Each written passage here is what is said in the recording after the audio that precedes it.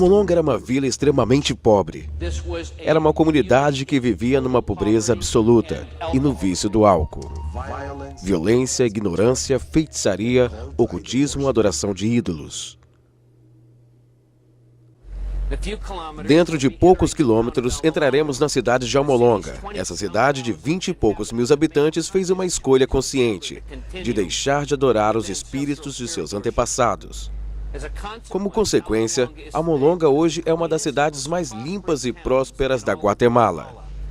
É uma cidade de igrejas.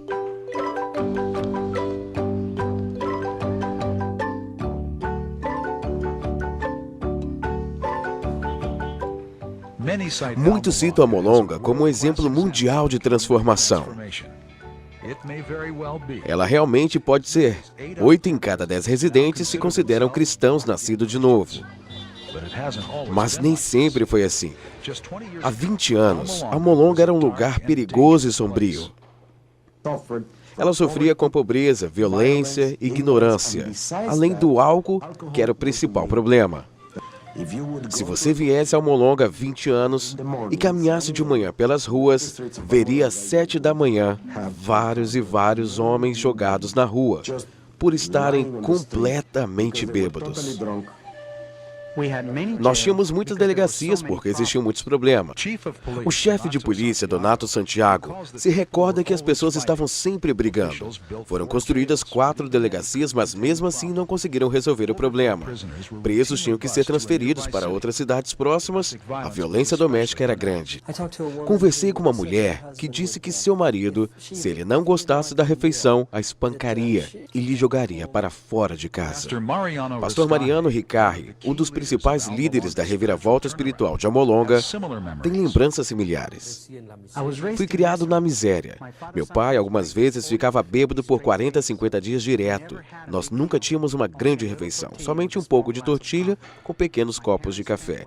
Meus pais gastavam o pouco dinheiro que tinham com o álcool. Numa tentativa de diminuir seu sofrimento, muitos cidadãos faziam pactos com deuses locais como Pascoal Vailón, o Senhor da Morte, e Mashimon, um poderoso Deus. Mashimon era o ídolo mais importante de Amolonga. Quando os espanhóis chegaram na Guatemala 500 anos atrás, eles descobriram que o povo indígena estava disposto a negociar certas coisas. Mas existia uma coisa que eles não abriram mão: Mashimon. Ele era um ídolo muito importante para eles. Esse sincretismo criou uma poderosa fortaleza inimiga. Apesar de Mashimon ter a forma de uma máscara de madeira, o espírito por trás desse ídolo exercia grande poder sobre o povo de Amolonga.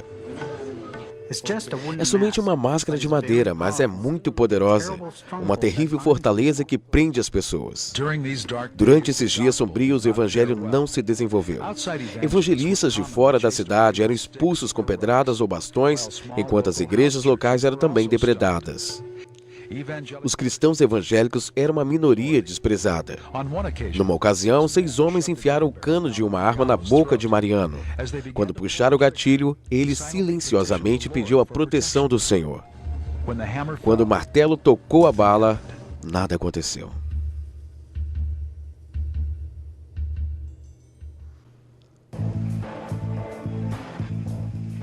Liberto da morte, o pastor Ricari chamou seu pequeno rebanho para orar.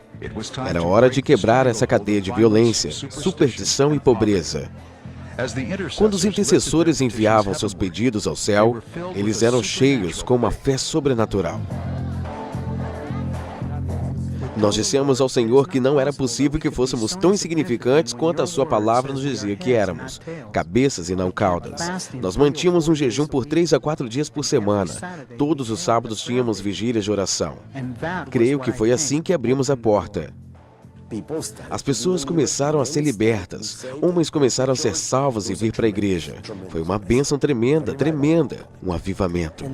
Depois de muitos sinais e maravilhas acontecendo, e muitas libertações em massas da opressão demoníaca, as igrejas começaram a crescer. Is it true today that when people pray, cloudless skies will break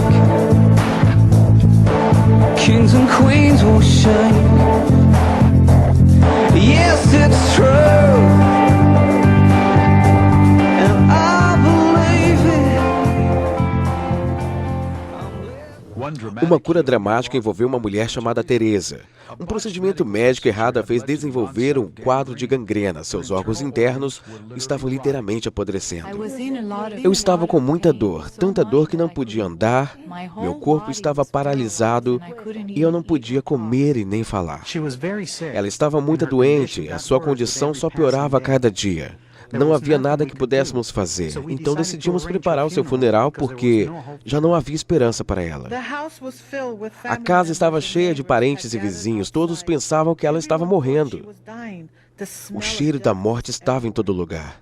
Eles me ligaram para realizar o funeral. No caminho para lá, o Senhor me disse para orar por ela.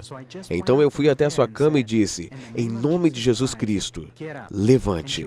E ela levantou imediatamente, totalmente curada. Eu senti um calor, então eu vi uma luz brilhante sobre mim, abri os meus olhos, e então eu vi o pastor. Eu me alegro no Senhor pela minha cura, e dou graças a Deus pela minha vida.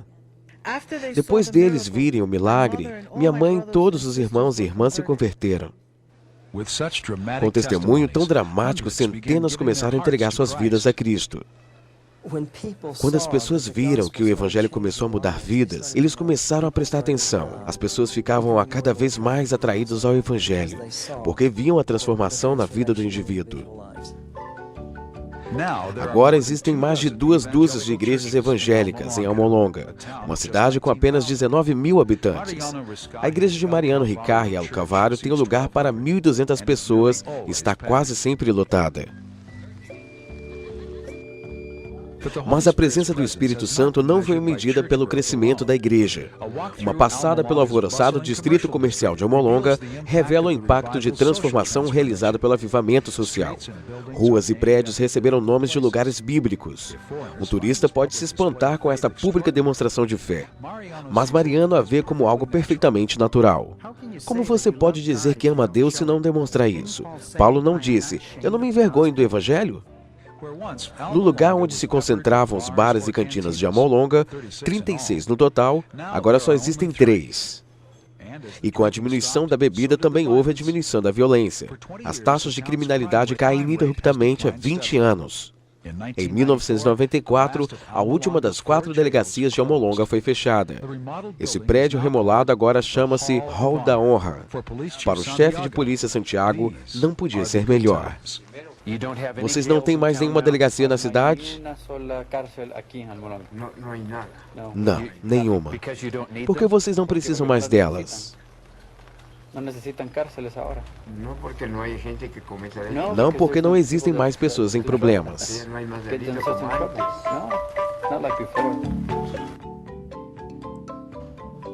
Até mesmo a base agrícola da cidade cresceu.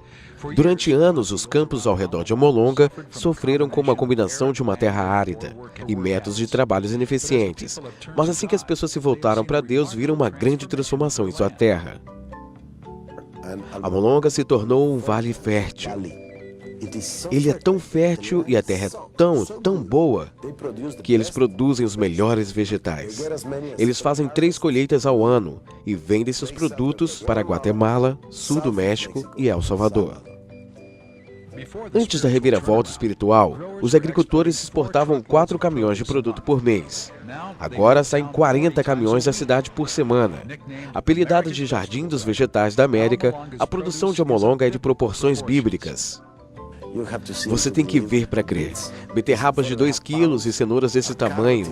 É inacreditável. É maior que o meu braço. São produtos frescos de Almolonga.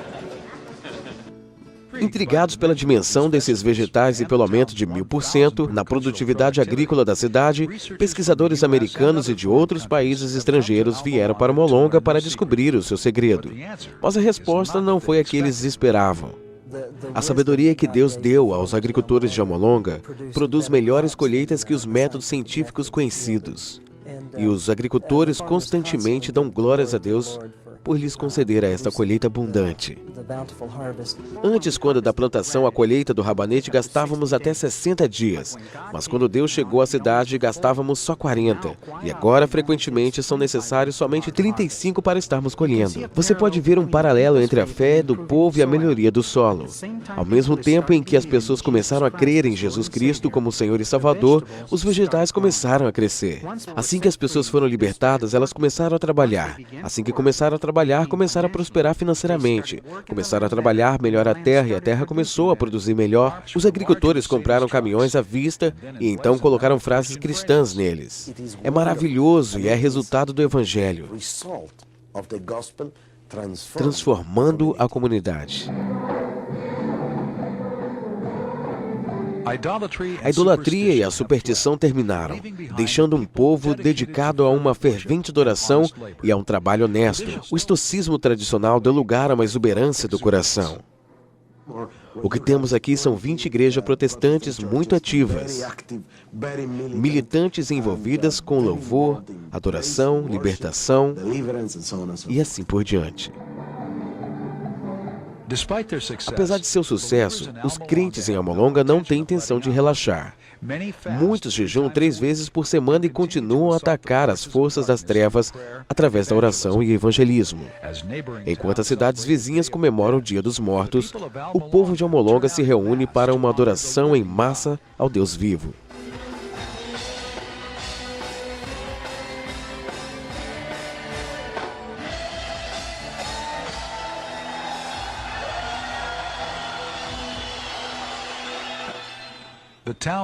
O prefeito recepcionou uma multidão de quase 15 mil pessoas na Praça do Mercado. Eles se reuniram para orar pela expansão do Evangelho em seu vale e ao redor do mundo.